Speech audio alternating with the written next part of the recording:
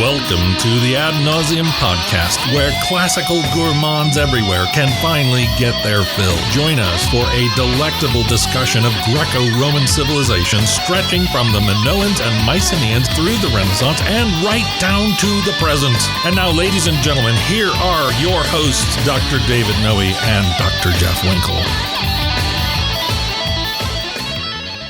Welcome to the Ad Nauseam podcast, episode 95. We are creeping toward 100, aren't we, Jeff? Are we going to do something special for that huge anniversary? I've been trying to drum something up here. We got people working on it, our intellectual gnomes. Some kind of grand giveaway? I don't think so. Oh, no, we're not giving away anything. No. We'll give away the farm, maybe. Yeah. No, it's going to be some kind of a best of, greatest hits. Fantastic. Cheesy clip show, something like that. I would hope by 100 episodes we have some actual best of in there somewhere. Yeah, I think we do. Yeah. Somewhere, deep down. Yeah. I know it's not in the episode, Can You Spare a Square? Horror vacui in the Dipolon vase. You bring that one up a lot. I loved that. That sticks in your craw, doesn't it? Yes, it's in my craw. It was very hurtful that the audience didn't care for that. Well, maybe... We slave and labor away. I know. And they don't like it. I know. Well, they can always go back and check it out. Okay. Right? Okay. Yeah. What's one that you are especially fond of, to which the audience did not cotton? I gotta say it's the one that where we brugled the audience. Oh, yeah, remember that yes. one? Yeah. Yes, two thin guys eating a fat guy. Oh, yeah. Bruegel painting. That's great stuff. It's genius. I just talked about it in my myth class yesterday. That's the Fall of Icarus. The Fall of Icarus, right? By was it Hans Bruegel? Peter Bruegel. Peter Bruegel, right? Where it's the hidden picture where he's kind of kicking his legs in the corner. That's right. And the partridge in the tree that's laughing. Yeah. But people didn't like it. Well, they didn't pay any attention to it. You think that's it? But my students yesterday, they were eating it up. They loved it. And so I'm thinking that... Of course, their grade depends on it. That is true. That's true, right? But horror vacui, the Bruegel episode probably won't make it into the best of. No, there were a couple Odyssey episodes that were kind of dogs, too. I know. They died quicker than Argo upon Odysseus' return. That's right. Hey, let's stop talking about kind of the negative stuff. Okay, all right. That's right. So you want to start us off with I want to ask how you're doing, Jeff. Oh, I'm doing well. I just finished my first week of classes back in the semester, so things are really busy. And I'm always surprised by kind of how much that wave hits me in that first week. Yeah. But it's been good. My classes seem to be populated with chatty, eager students, which helps a lot. Yes. And so I cannot complain. All right. How about you? Well, I'm back doing some teaching this week, too, in the classroom. Local seminary, teaching some Greek, teaching some Latin. Nice. Enjoying it very much. Students have asked me, are you excited about teaching there? I don't use the E word, frankly. You don't get excited? No. No? No. No. But I am enjoying it. And, for those of you who teach, you probably have this phenomenon. I'm not sure. At least I always do. The first week back, my voice is a little strained. Yeah. Oh, because totally. I'm not used to talking for, say, 3, 4, 5 hours. And right. It's not all lecture, but there's a large volume of talking. So that's right. That's why you have the big mug of tea with you. Yeah? Right? Yeah. So that helps a little bit. Sip the tea. Or some coffee from Ratio. Yeah. Speaking of coffee from Ratio, it's... No, not yet. Sorry, it's too soon. Yet. Right. So I'm glad to hear you're doing well. Yeah, thanks. And I do get excited. Yes, right? And it's exciting for me to hear about you being back in the classroom, which is I think a place where you belong. Well, that's very nice of you. Yes, thanks. absolutely. I do enjoy that. Right. Speaking of back in the classroom, we need to give a shout out. Yes, who's this to? And this goes to one Matt Bell. And I asked, can I give you a shout out? And he replied with, sure! Exclamation point. Fantastic. That's great enthusiasm. He says, I am beginning my second year of teaching Latin to grades 3-6 at Westminster Academy in Memphis, Tennessee. I was just in Memphis. Were you? Yeah, just in July. Yeah. Walking with your feet... 10 feet off a Beale. There you go. Yeah. I never took Latin in school, he says, but learned Spanish first and am mostly self-taught in Latin. Wow. I admire that because, of course, you have to be both a good teacher and a good student. Absolutely. If you're going to be self-taught. Yeah. In 2018, during my first year of teaching a little Latin, I attended a spoken Latin biduum with Dr. Noe and colleagues in Fort Worth, and I was hooked. Do you remember this biduum? Don't put me on this. Oh, I remember the biduum. Yes, very well. Mr. Bell. Do you remember Mr. Bell? His name doesn't ring something. I got to say that. But we hooked him, We threw out the line with some Latinate bait on the end, and we got him. So you want to continue there? Yes, he says, on the drive home from that biduum, he began to have a dreadful but exciting feeling that he would have to learn and teach this new language. Wow, so he really felt, he wasn't just hooked, he felt like called to share it. Yeah, that's incredible. Yeah. He says, I love my job because Latin can feel overwhelming, but I get to make it accessible for such young children. Oh, that's great. So, like, I have never taught Latin on that particular level, and, Right. and I find that particularly admirable. It's incredible. Yeah. I was talking to a former student this week, and she lives here in Grand Rapids. She's teaching at a local school. She stepped into a job that I had gotten started, and I said, how's it going? She said, I have multiple kindergartners who know the forms of esse. That is crazy. Sum es est, sumus estis. Oh, that is so great. That's fantastic. Yeah. So Matt continues, I am really enjoying listening to the Aeneid episodes to supplement my first reading of the Aeneid. I have also read the Iliad and the Odyssey in the last year with Noe and Winkle as my guides. Oh, man. Couple Hats of off to you. yahoos. Yeah, no doubt. Careful. While I always enjoy the podcast, I think it becomes an extra valuable resource when you do a series of episodes on a longer work. Right. That's good to know. It is good to know. I mean, I know that we both kind of wrestle with it. Right. How much do you do one-offs or series? And we're knee deep. We're not even halfway through the Aeneid right now. No, we're just in book 5. Yep. And the feedback's kind of mixed, So many people tell us, I love those long series. Others, they seem to enjoy the variety more. Yeah. So I guess maybe you can't please everybody. You cannot. No. How does he wrap it up here? He says, I love to sing and write music in the early American shape note tradition. Do you know what that is? I don't. I was going to ask you. No, I have not heard of that. Don't all notes have a shape? I'm going to have to listen to his stuff to kind of figure this out. Okay. And some of my jams can be heard at memphisharmony.bandcamp.com. Oh, we've plugged him now. Excellent. Fantastic. Yeah, check it out, I think. Yeah. Have you been there? I have not been to Memphis Harmony. Taking some risks. right, so- Okay. Thank you so much, Matt, for listening. Yeah. Thanks for the shout out. We really appreciate your Latin teaching. You're keeping the flame alive for the classics and for being a listener to this episode, to this program. Many, many thanks. Yep. All right. So, Dave, what are we talking about? Today we're going to go into Aeneid 5. We're taking, resuming, right, this multi-episode look at Vergil's famous work. Yeah. And coming off the Renaissance idea of human dignity. Yes. Which seemed to be a pretty popular episode. People seem to like it. We're going to go back into episode 5, which is the funeral games. Right. Now, this one is, to some people's minds, a sleeper. Yes. Right? It's a sleeper. It's like the Super Bowl halftime show. You know what I'm talking about? So the sports fans, I think they tune in for the sports. Yes. The sporting, the big guy standing on the sidelines, breathing dramatically, right? Right. But the halftime show is obligatory. It's got to be there. And Yeah. oftentimes, they're not very good. That's very true. But I mean, the irony of it is, of course, this book is packed with sports. Yeah, that is ironic, isn't it? There's lots of games going on there. So you'd think people would love it. Well, I have to say this. I remember when we wrapped up the last episode and we were talking about, we got to get into book 5. Making some plans. And I was thinking, that's never been one of my favorites. And it's been years since I read it. But I remember in graduate school, my professor in that seminar was kind of stressing, this is a filler book. Really? Right. And he Don't give us the name of that person. I will not. Because that's a bad opinion. It is. And I agree. And I believe that in that seminar, we kind of quickly skipped over it to get to book 6. And so I think I'd have to check, but I think if you were to look at like abridged versions of the Aeneid, this is one of the books that's cut out, right? Right. It was voted most likely not to succeed in its high school class. Right, exactly. Poor guy. Yeah, book 5. But having reread it over the past week, I really enjoyed it. Yeah. I really enjoyed it. Now, I don't know kind of in terms of kind of the big, we can cover these big questions. What is its place in the larger epic? Yep. I think those are important questions. But in terms of just kind of the raw entertainment of the book, I really liked it. Yes, and there's also some comic moments. Very comic moments. Virgil's not known for these. No. And it's often a question in my mind, why doesn't Vergil have more frivolity? Why isn't it lighter sometimes?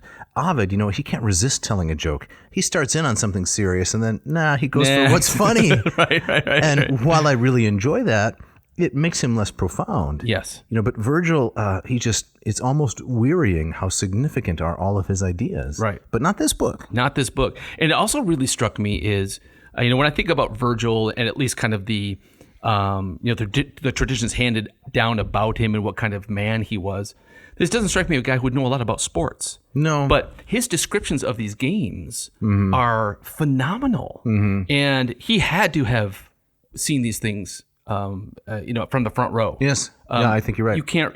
Nobody could write like this about these things without knowing these games, these kinds of games intimately. Or maybe having been a participant. Yeah, that's even more harder to believe again with the kind of the picture that I have of Vergil. But so at least it shakes that up. For me. Yeah. Well, let's have another comparison here to Ovid. I'm thinking about the story of Daedalus and Icarus, the famous story, Yes. and there's an element there in which he's describing Daedalus trying to make the wings. He's finishing the task, and Icarus is trying to help his dad. But he's getting in the way. He's messing it all up. Yes. And I don't think that you could have written that passage with such tenderness and insight if you weren't a dad. Yeah. Right? Yeah, very good point. You ask your son, hey, come help me with this, and if they're very young, you're just really enjoying their company because they can't do very much. They can't do very much. But if you don't help them, they'll never do anything. Right. You just have to resign yourself that this task is going to take about 4 times as long as it ought to. And things are going to be lost, right? Exactly. So I think maybe Ovid was a dad because how else would he know that? Similarly, yes, Vergil seems to have some keen personal insight into athletics. Yeah. But there are bigger themes in the book too. Yes. There is the rescue of the ships from a Junonian plot, right?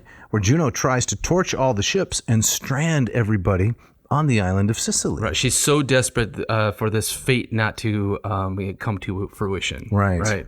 Yeah. So I think there's lots of. I mean, certainly the end of the book it takes a fairly sharp turn from kind of the light to the serious. That's right. Yeah. And there's tremendous kind of narrative arc because we will see this individual Palinurus. He is the Vergilian Elpenor, yes, right? Exactly. And Elpenor, for those of you who didn't bother to listen to all the Odyssey episodes, you got to tell me to calm down here. You're all right. Yeah, just Okay, breathe all right. easy. Breathe easy. Yeah. All right. Elpenor was one of Odysseus' crewmen who fell off Circe's roof and ended up in the underworld. Nobody knew about it till they got there. Right. Similarly, Palinurus is going to meet a sad fate. He is, though his fate is much more. Unlike Elpenor, it's under the banner of he's kind of a necessary sacrificial victim. That's right. To Juno. Yes. Yeah. And so we get him at the beginning of the book, a little foreshadowing, and right at the end of the book. So before we get into the details, there's one more important foreshadowing here. Yeah. And that's the character of Nisus and Euryalus.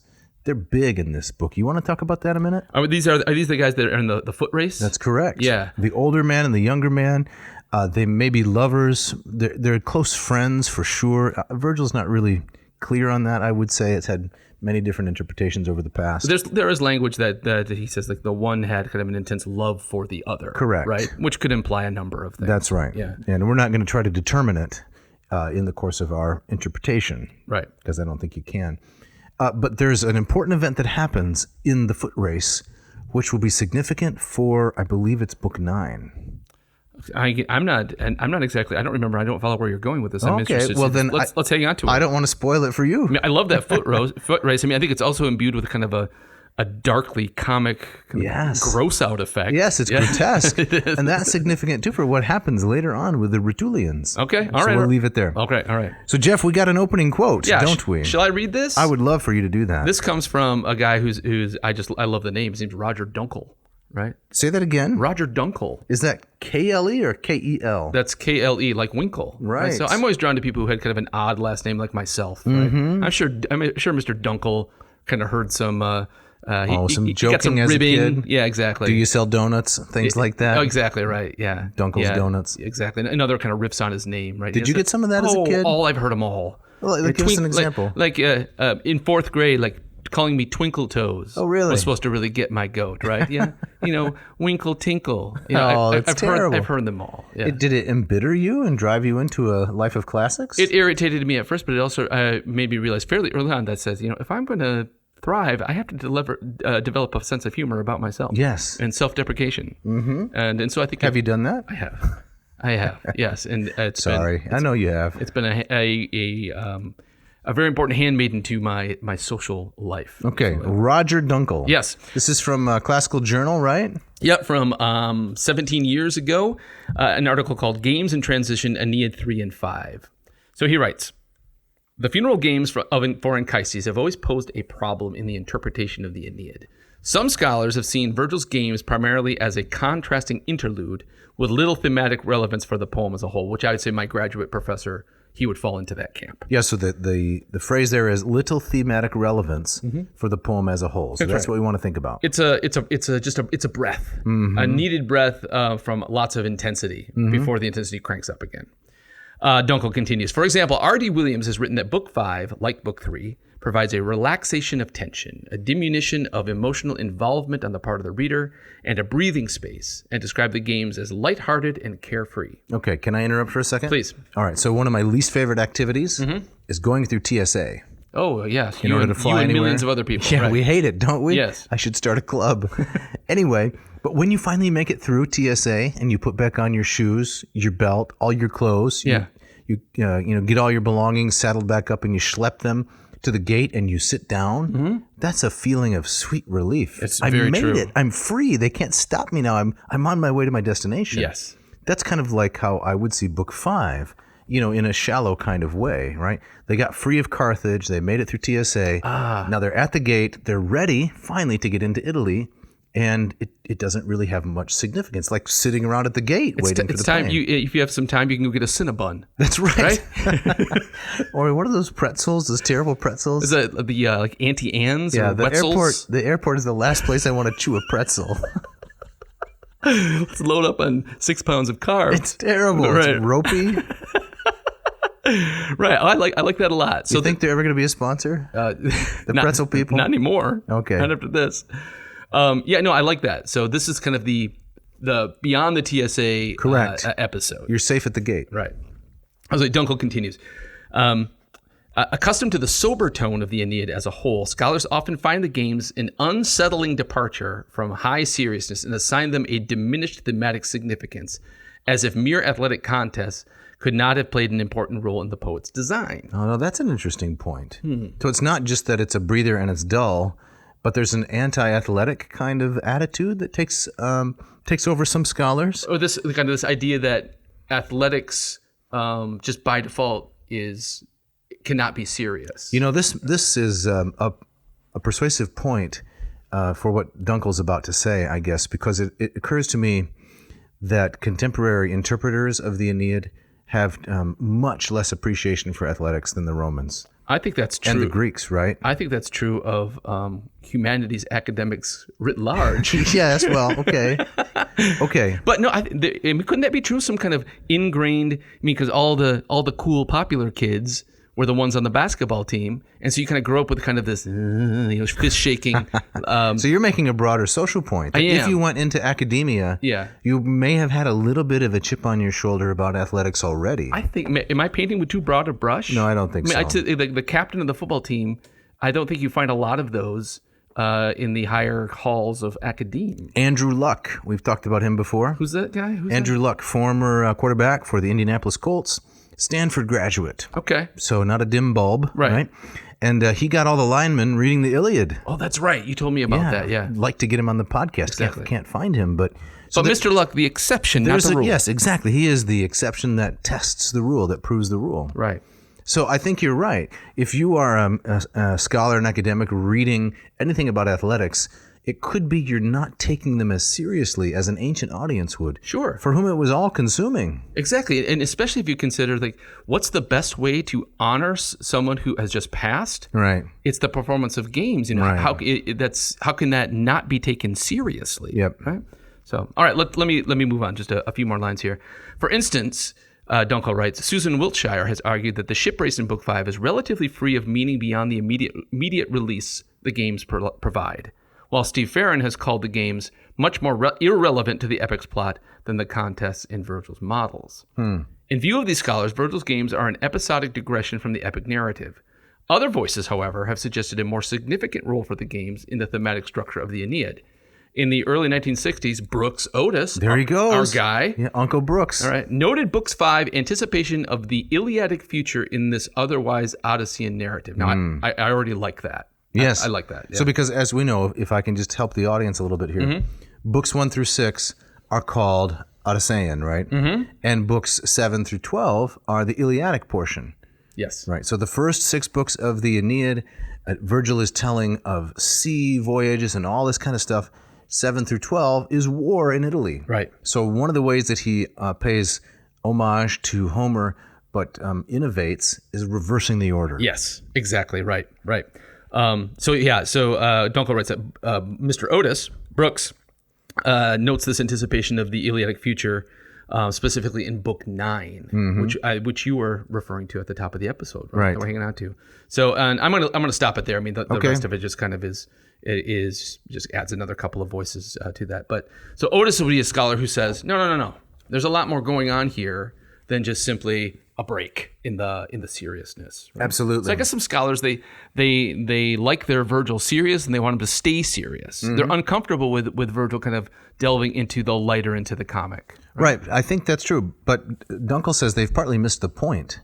It's not simply that Book 5 is light, but Book 5 has significant themes in there as well that they have overlooked because of a prejudice against athletics having broader human significance. Yeah. Maybe that's going too far, but that's kind of how I read his comments. Can I read a little bit of the Brooks Otis that he references there? Yeah. Oh, yeah. You got it. You got it there? Yeah, it's 2 opening quotes. And you can interrupt me, please, as often as I did you. So this is Brooks Otis, line 270. There is an undertone of calamity in the joy of Book 5. An undertone of joy in its calamity. Now maybe that's a little too cute. What I don't even get what he's aiming at there. So Book 5, he says, quote, is a most subtle and complex composition in which nothing is quite what it appears at first sight to be. Okay. So the games are not just the games. They have a deeper meaning to the epic as a whole. And the events at the ships, the burning of the ships, they have a deeper meaning as well. And it's a mix of tragic and sad elements and lighthearted elements. Yeah. He says a final in fact a final synthesis of both at the end. There are 2 central episodes, according to Otis: anniversary games and ship burning. So those are the 2 things that shape the whole book. Anniversary games, anniversary in honor of Anchises. Yeah, the death of Anchises. Right. It's the 1-year anniversary, right, of Anchises' death. They are surrounded by a prelude and a postlude in which the gods appear and enact their will through the helmsman Palinurus. The book is begun and closed by divine action. Yeah. Exactly. And I would extend that by saying more or less the book is bookended by a ship race and ended with ship burning. Right. Yes. And so I think there is kind of a ring structure to the text that I think maybe a lot of people have missed because of there's been this sense that this is a book that should be dismissed. Yeah, we'll go over it. We'll just kind of skip over it. We'll skip over it, right? I'll give you the basics, but let's get to book 6. Yeah, let's leave the TSA, but let's get to Hawaii. We're not going to really spend any time at the gate. Exactly. Yeah. Exactly. I think we should start out, if it's okay, with reading a little bit of Latin right at the beginning of the book, and then we can talk about the character of Palinurus. All right. So, Dave, read us some Latin there. Okay, so I'm going to read the first couple lines down through the middle of line 4, and then pick it up in lines 11 and 12. Interea medi Aeneasiam classa tenebat, certus iter fluctus quatros aquilona secabat, moenia respiciens qua iam in felicis Elisae, conlucent flammis quae tan tacenderit ignem, and then down to lines 11 and 12. Noctia mem quaferens et inhorruit unde tenebris, ipsa gubernator pupi Palinurus ab alta. Very nicely done. I slipped up a couple times. I don't know if you heard that. Hopefully the audience didn't notice. Are you going to beat yourself up about it? Yes. That's going to be a problem for the rest of the episode. Yeah, for the rest of the night. All right. But let me give you Lombardo's translation, which will also include the intervening lines. Excellent. Well. By now, Aeneas was out at sea with his fleet, holding course, the waves darkening under a cold north wind, and looking back at the walls of Carthage lit with the flames of Dido's pyre. The cause of the fire was hidden, but the terrible pain of a great love defiled, and knowledge of what a frenzied woman could do gave the Trojans grim presentiments. When the ships were out on the deep water, with no land in sight, but only sea and sky, a cobalt cloud loomed overhead, bringing night and storm, and the waves shuddered with shadows. Palinurus, the pilot, cried from the high stern, "Look at these storm clouds ringing the sky. What are you doing, Father Neptune?" So it starts, for a lighthearted book, it starts very darkly. Yes, it does. Yeah, we have Aeneas pondering the death of his love, unhappy Elisae, in other words, Dido. We have the storm kicking up and Palinurus calling upon the gods right at the beginning. At the beginning, Pater Neptune. Yeah. So this is, a storm gathering. It's almost become kind of a hackneyed device for bad things are on the horizon. Right. We have the weather suggesting bad things both above and below. And so, Vergil's not hiding this. Gave the Trojans grim presentiments. They know something bad is on the rise. Yes. And so, in some cases, we could see these games as we're going to take a complete left turn here. We're going to wash our hands. We're going to do something completely different. We're going to get our minds off everything that has just happened. Right. But you can only do that to a certain degree. Yes. Little pop quiz. Yeah. John Fogerty song. Yeah. Which one? There's a Bad Moon Rising. There you go. Bad Moon Rising. Exactly right. Was that Creedence or Fogerty independent? I believe that was Creedence, right? Okay. You know the famous mishearing of that lyric? No. There's a bad moon on the rise. That's right. There's a bathroom on the right.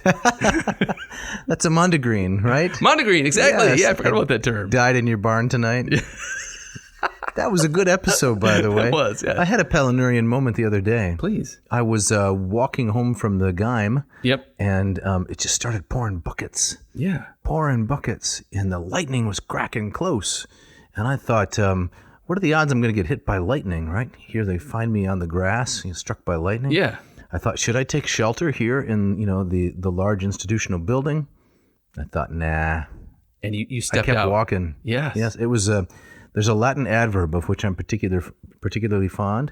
Urceatim. Urceatim. It means raining buckets. Raining buckets. Yeah, coming down bucket by bucket.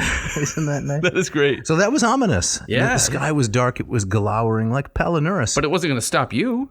Well, no, because I didn't have far to go, and I thought, I'm already drenched anyway. Yeah. The odds of getting hit by lightning are low. Very small. So I keep going. Yes. But Palinurian nonetheless. Palinurian. Yep. You encountered something like that before? I remember kind of moments kind of driving where the rain is coming down so hard that the your windshield wipers can't even keep up with it. Oh, that's terrible. And you have no choice but to pull over or crash. Underneath an overpass. Yes. Typically. Yeah. That's where people like to cluster. It's true. It's true.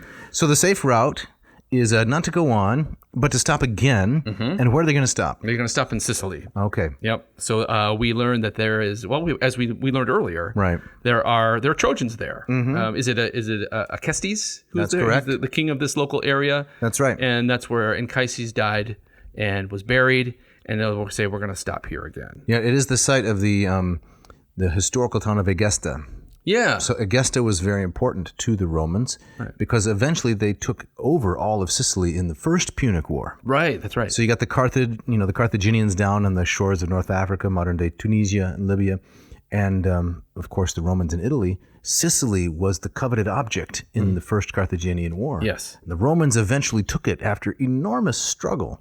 So I think part of Vergil's purpose is to give us a little travelogue. These are the names of the places, and they're conveniently named after men from Aeneas's crew. Right. Which is funny. It's charming. It is way. charming. No, I really, really like that a lot. Right.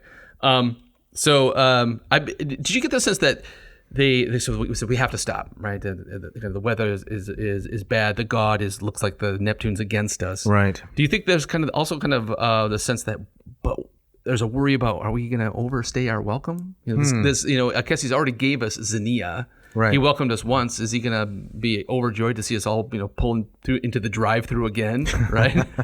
I don't have that sense, but No? it is a little bit reminiscent of Jason. And when they first sail away, I cannot remember the name of the island. We'll have to do a mini series on Apollonius of Rhodes. Oh, fantastic! Yes. Some of the hardest Greek ever written. I've never read that one. Is it bad? Well, I've never read more than 300-400 lines max. Not even a full book, but it is really difficult. Greek. Okay. It's challenging. So his Argonautica. Yeah. And Jason, I'm trying to remember the name of the island. I'll have to look it up during the break. They land on the island, right? They are welcomed. They sail away. They come back at night, and it's a case of mistaken identity. Oh yeah. And they fall to warfare, and they end up annihilating most of the inhabitants. That's right. Yeah. So this is similar, of course, but it's much more civilized because Vergil's a different poet, right? Yeah. He's the poet of civilization, right? Right. I'm just thinking out loud. I wonder if for scholars who maybe don't care so much for this book, part of it is that it seems, maybe a little bit lazy on Vergil's part. Send them back to where they've already been. Well, I think that's more of a modern obsession with originality. Yeah, true. I mean, we like to revisit. I like to revisit places that are familiar.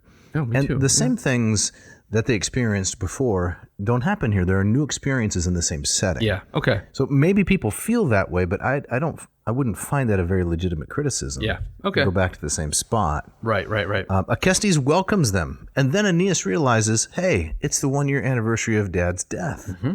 So let's celebrate. Let's not celebrate in the sense of have a good time. We need to mark it by something significant. Right, and so thus the funeral games, Mm-hmm. right? And there are, the whole thing starts with a number of kind of ominous, well, not ominous portents, but lots of kind of signs, divine signs. The snakes that crawl out, from around the altar. There's all of these signs that Anchises' spirit seems to be very, very present at this moment. And Right. he even shows he appears in a vision at the end of this book.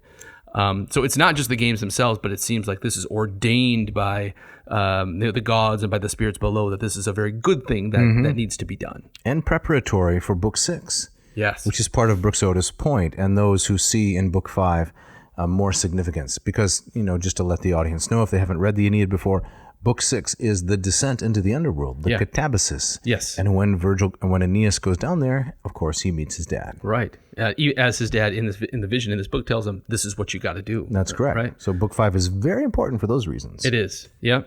What really struck me about this book, a number of things struck me about this book is beyond those opening lines, there's no more talk of Dido. There's no more talk of Carthage. She does appear in Book 6. She appears in Book 6, but I think that this almost desperateness to forget that episode. I think that's part of this. Well, this is part of, it's part of Aeneas moving on. Yeah. He can't get over Dido completely until he's gone through the events of this book. Now, another thing that struck me is, did it strike you as odd that Aeneas himself does not participate in these games? In a sense, yes, because the Homeric heroes do participate, do they not? Odysseus and Ajax have the agon over Achilles' armor. Right. But Achilles does not participate in the games. He is the one who sets the prizes. So in that sense, these men are so much larger than life that it's not a fair fight. Yeah. Right? Achilles can't compete necessarily because he's the swiftest by far. He's godlike. It's more like... So you're saying it's almost beneath him? Yes. Well, it wouldn't be fair. It's more like adults setting up the games for the kids. Ah, okay. Fair enough. I mean, what struck me is that, I think maybe the obvious corollary is the funeral games, which Odysseus and Ajax are pitted against each other. But it also struck me that this also reminds me of the scene in, I forget which book it is in the Odyssey, where Odysseus competes with the young men of Phaeacia.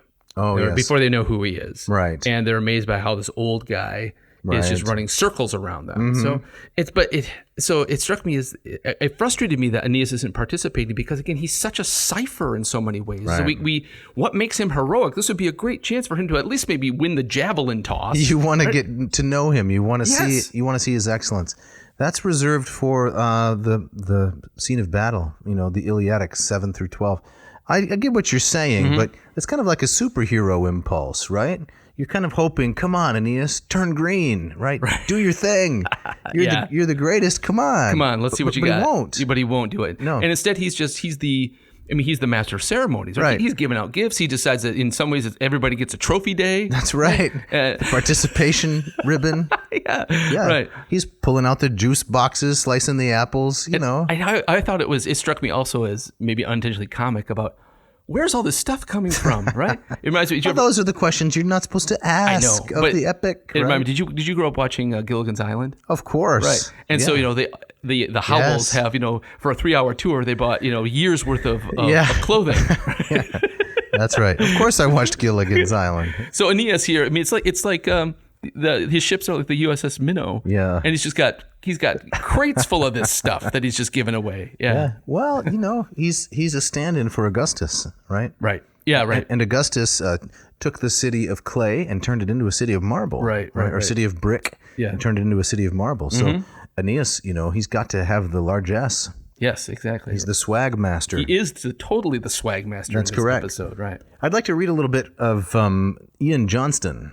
Oh, I like Ian Johnston. Does that name ring a bell? He does. I use his translations and commentaries of tragedy all the time. No, I'm talking about the guy who plays for Manchester United. Oh, the no, I'm not. The striker? I just made that up.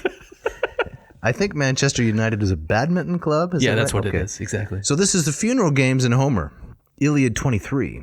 And I think you'll see here there's some incredible resonance. First, Achilles set out prizes for swift charioteers. For the winner, a woman skilled in fine handicrafts and a tripod with handles holding 20 measures. For second place, he led out a mare 6 years old, unbroken, and with a mule foal in her womb. For the man who came in third, this is for the chariot race, he set out a cauldron untouched by fire. You know why? Because you can never scrub the fire and the grime off the bottom once you put it on the stovetop. Very true. A fine piece which held 4 measures.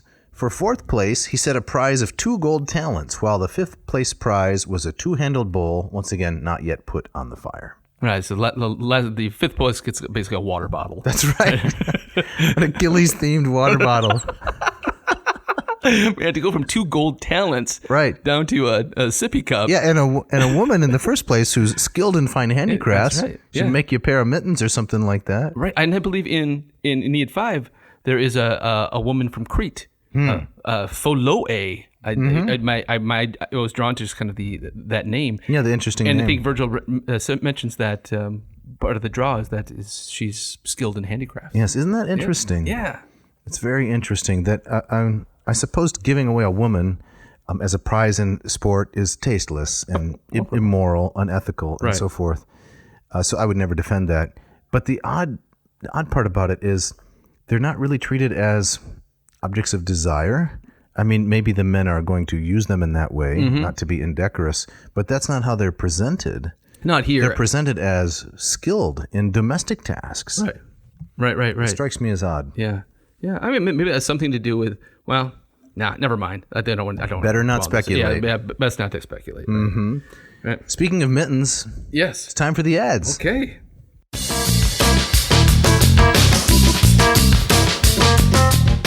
This episode of Odd Navseam is brought to you by Ratio Coffee. Now, Dave, I think something we share is we both enjoy watching track and field. Yes, I love it. Track and field is my absolute favorite. Really? It's my favorite sport to watch. Did you watch the World Championships in Oregon? I did not. You missed out on so much. Oh, I know I did. We can talk about that later. But sometimes... Well, hold on now. Yes? Can I interrupt you again? Yeah. Sorry. I will bring this around to coffee, I promise. Okay. Yeah. I think next summer the World Games are in Hungary. Okay. Let's have like the Ad Nauseam World Tour. We'll go to Hungary and watch the track and field championships. That would be a dream for me. Yeah. Is that where they invented goulash? Exactly. Oh, man. The goulash. Goulash is huge. And buckets of goulash. Sorry, was it Urkriatum? Urkriatum. So, but the coffee.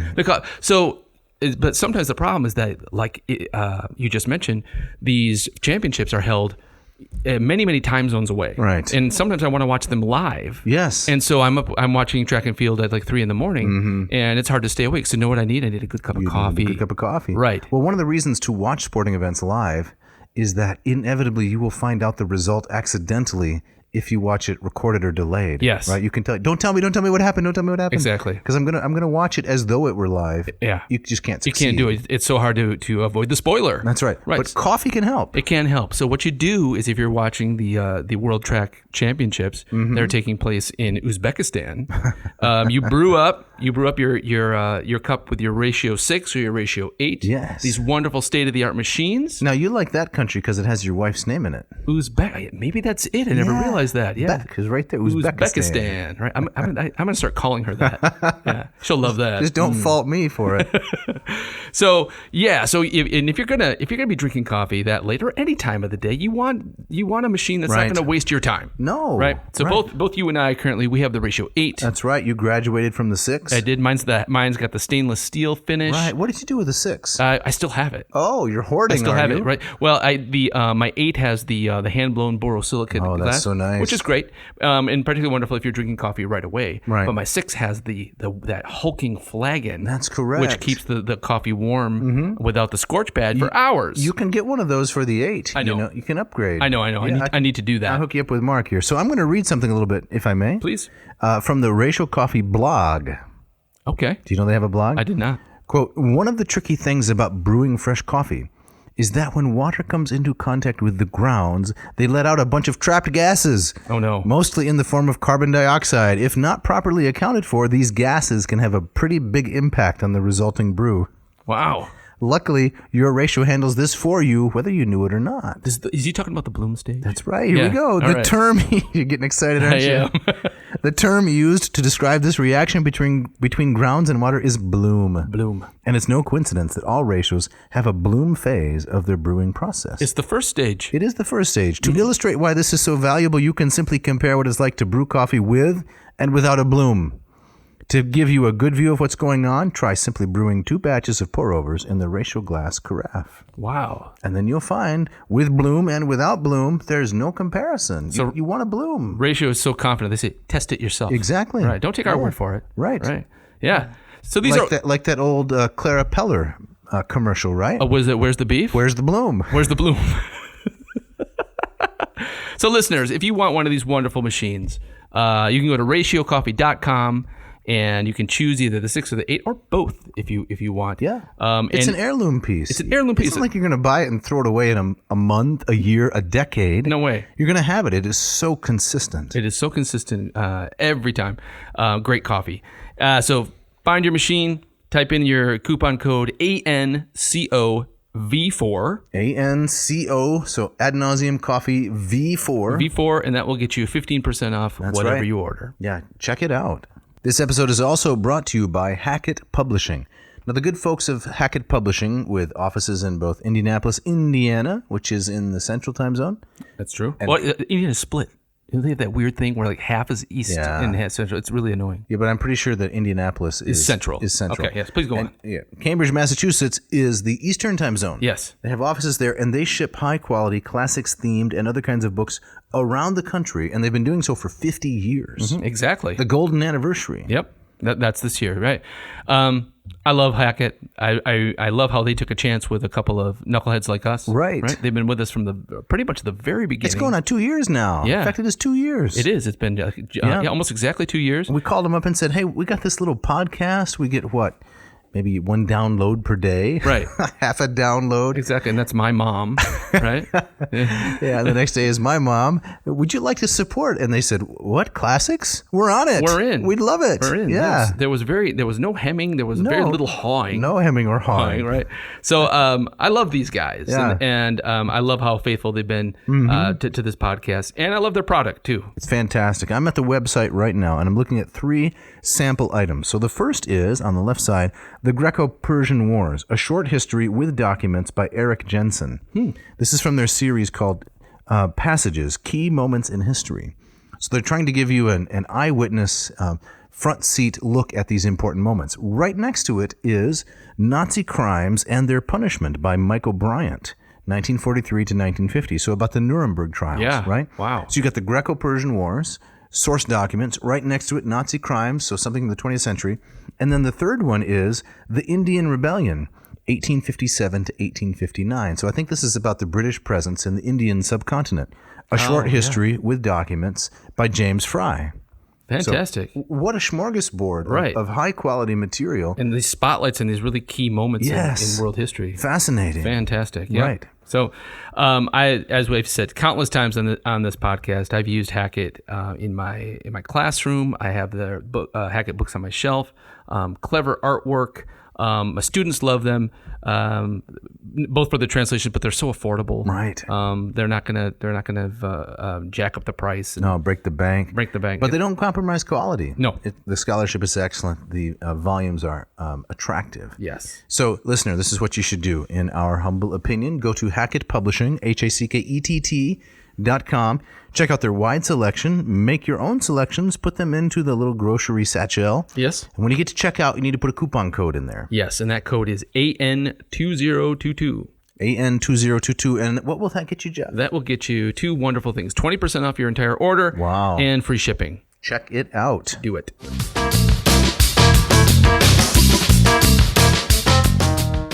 All right, Dave. So as we get back into it, we should probably get to some of these actual games we've been talking about. Right. So it starts with a ship race. Yes, a regatta. A regatta, exactly. And would you read a little Latin before we dig into the meat of this? Yes. Because can you just set the stage a minute?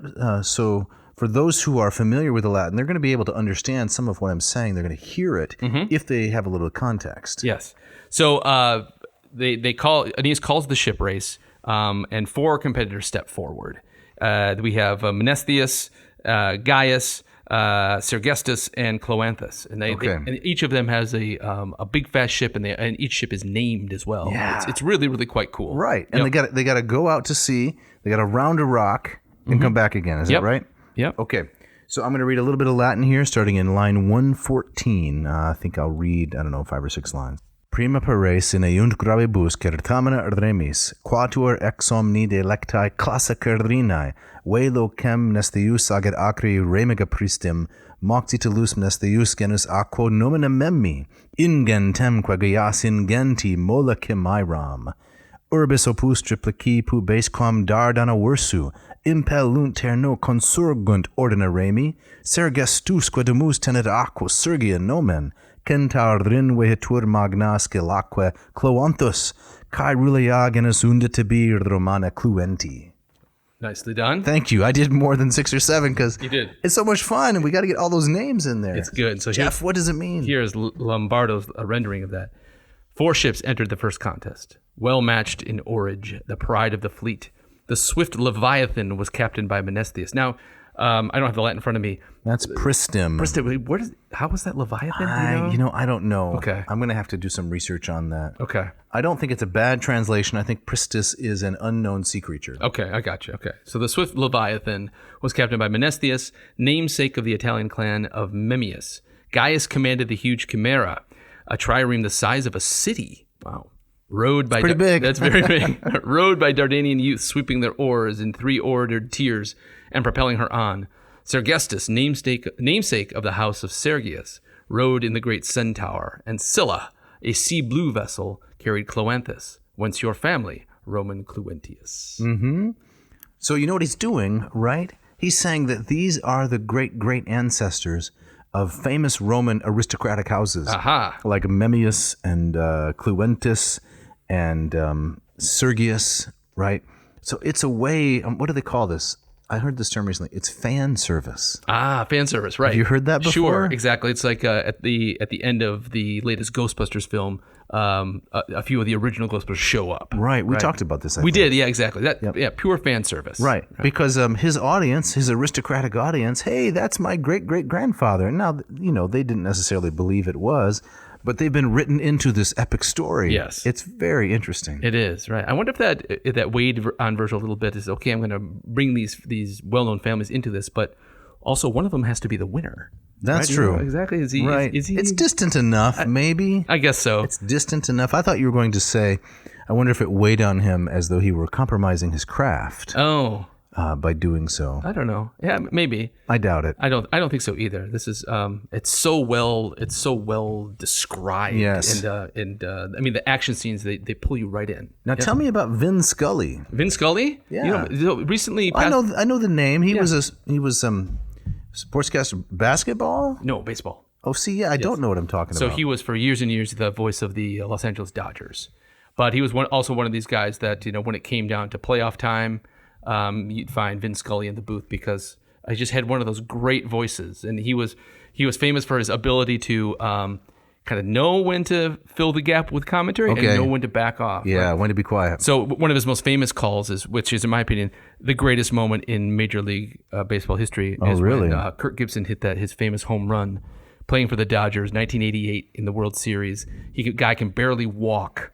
And he comes up against Gibson, right? Wasn't he with the Tigers? He was for many years, right? And it's kind of at the end of his career, his body was beat up, and Tommy Lasorda sends him in to pinch hit in this world. I think it was Game 2 of the World Series against the great Dennis Eckersley, the great closer. You know a lot about baseball. I love baseball. I love baseball. And he golfs one into the stands, and it was what we call a walk-off homer. It's like it ends the game. Yeah.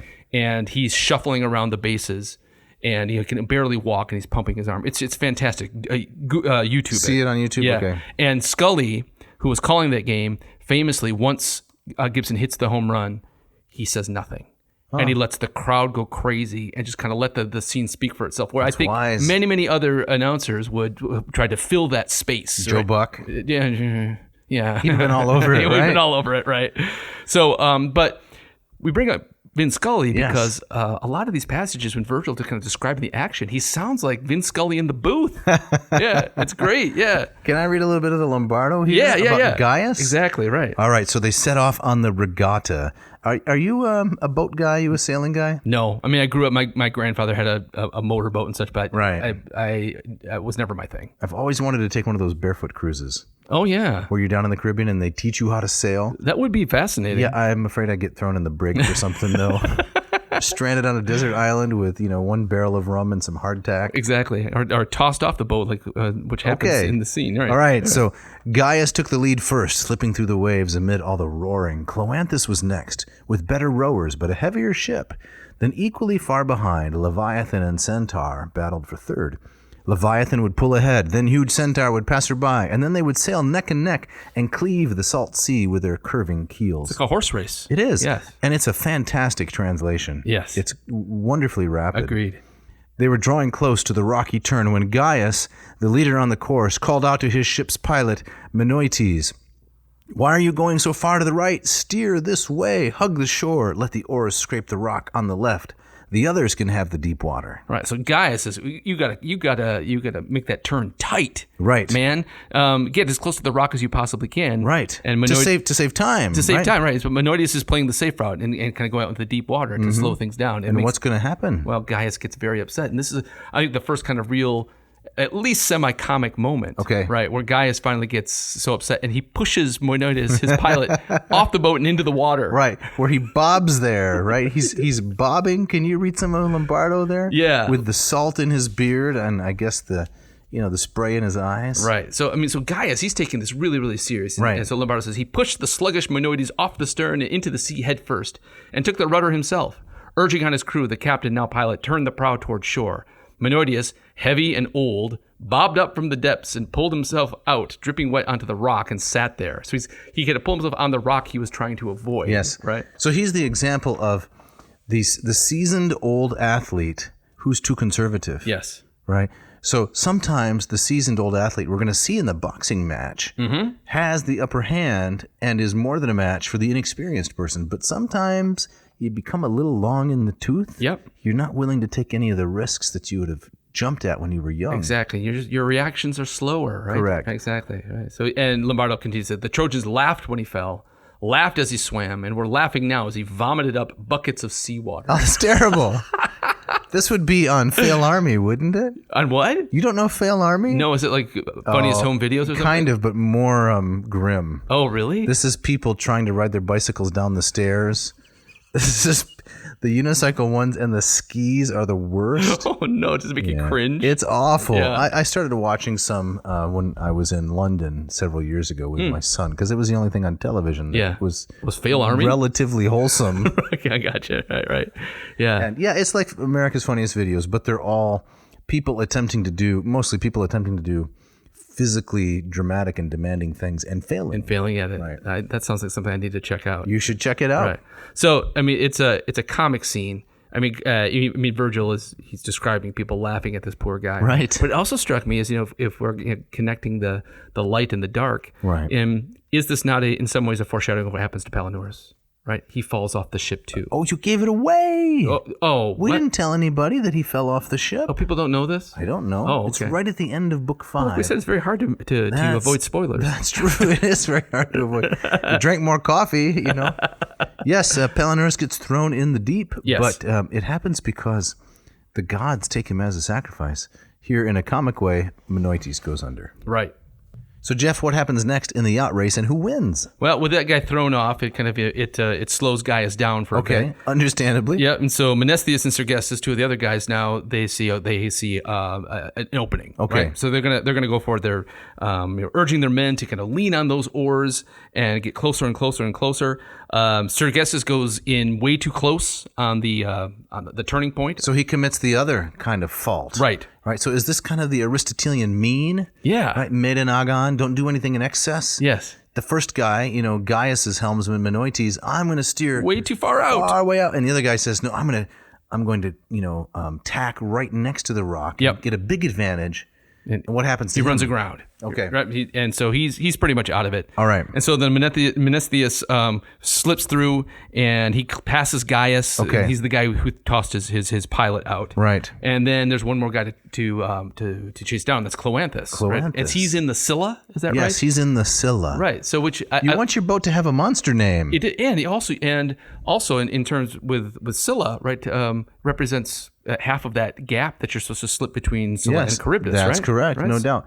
So you're driving a Toyota these days? It's a Honda Civic. It's a Honda, sorry. Yeah. Do you have a name for it? Like a monster name? What is it? We named it, actually, it's quite the opposite. We named it after a beloved neighbor who passed away. Oh, this is kind of taking a... We call that car Gertie.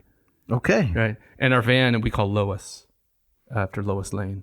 Right. Interesting. That was Uzbekistan's. That was her idea. Right? Yeah. Do you have nicknames for your vehicle? No, we don't. No. We did when we were traveling cross country. We named them the Odyssey and the Argo. Oh, nice. Just for fun. Yeah. But I'm thinking now that my vehicles should have these kind of monstrous, aggressive names like the Scylla and, the Centaur and so forth. But it would have to match in size and shape. Like name a Honda Civic Leviathan.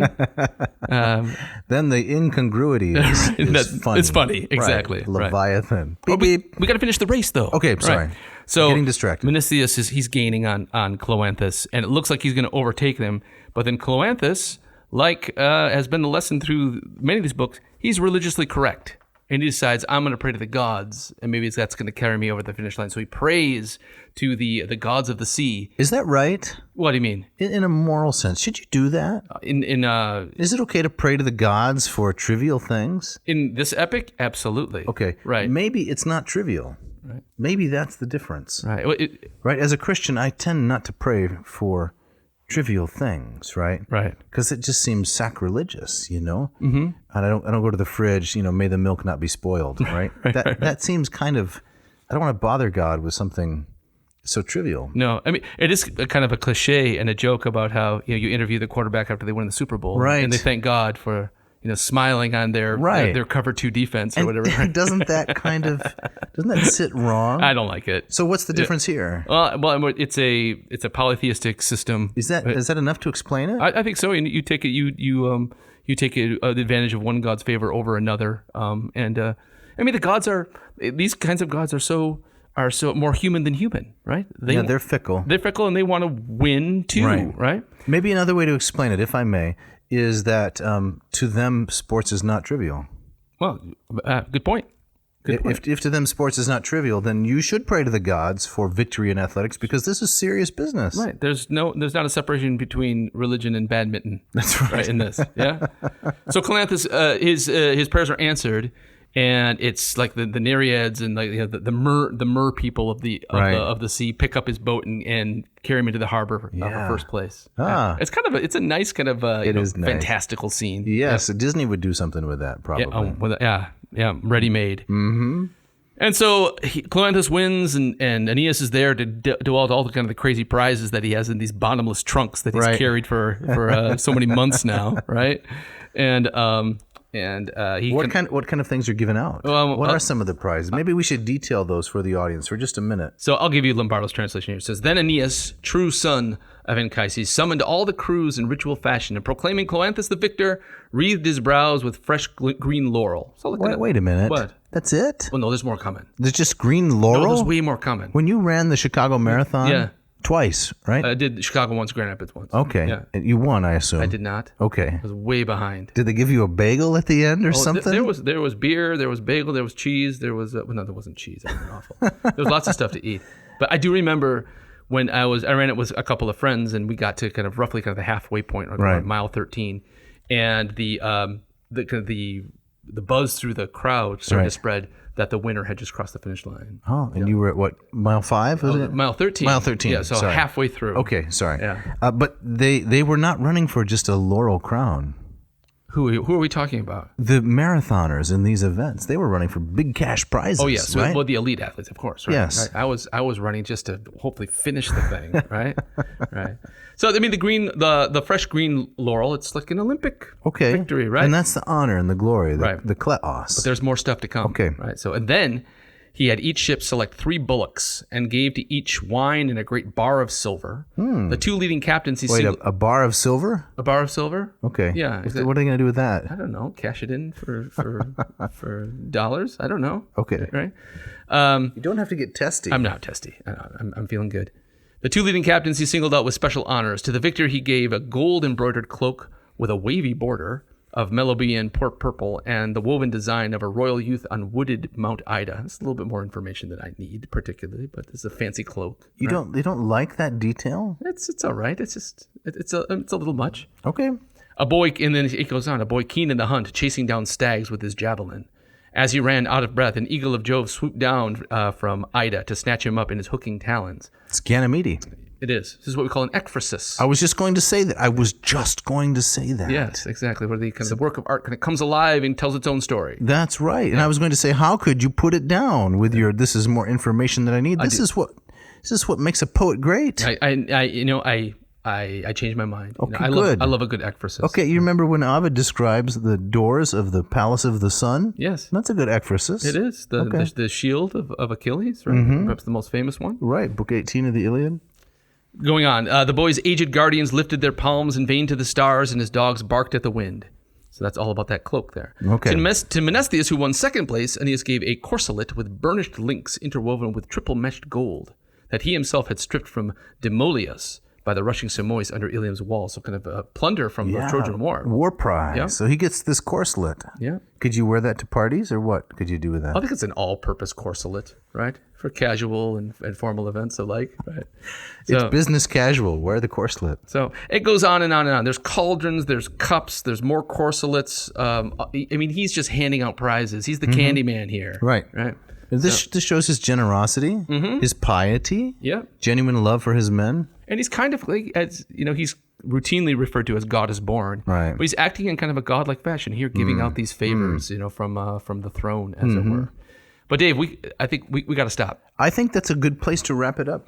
But also, we have to get out of here, right? Right. It's not just a good place to wrap it up. We're under duress. We're under pressure and duress. What's going on? Well, we got the crew coming in to kind of vacuum out or whatever they do to get rid of that brackish tang. Oh, that brackish tang that haunts us. It does. It follows us around like a miasma. Oh, yes. As the Greeks would say. Right. And if the vomitorium isn't routinely debracked, we got trouble. It is. It would be impossible for us to even do this thing. So the cleaning crew's coming in to clean out all the brackish tang. Right. Then we're good to go for next week. Yes. And we these guys. They're all business. They don't like us hanging around. Yeah, get out of here already. All right. This tang isn't going to unbrack itself, Exactly right. We got some people to thank. As always, Dave, who should we thank? I think that we ought to thank Mishka, who is our sound engineer, who puts this all together so nicely and so rapidly. She's our Palinurus, but who does not fall off the ship. Oh, yeah, that's right. Yeah. And I think she does it with good cheer. She does. I think so. Yep. Okay. We need to thank our wonderful musicians. Yeah, Scott Van Zen and Ken Tamplin. That's right.